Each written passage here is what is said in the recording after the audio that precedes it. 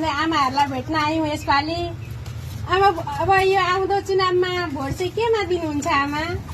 अब हजुरहरू कहाँको हामी कहाँको चिनान पनि छैन, केही पनि छैन। गफ गरौँ भने आउँदैन। म एउटा गीत भए पनि कविता भए पनि सिलोकबाट भए पनि भनिदिन्छु, आफैहरूले बुझ्नुहोस् है। हस्, हुन्छ। दाउरा काट्ने भन्छ र त तरुल खन्ने खन्ती, दाउरा काट्ने भन्छ र त तरुल खन्ने खन्ती, सूर्य चन्द्र अगाइयो भोट दिने चाहिँ घन्टी, भोट दिने चाहिँ घन्टी, भोट दिनु भोट र बक्सको घन्टी चिनो यो नयाँ सरकारको।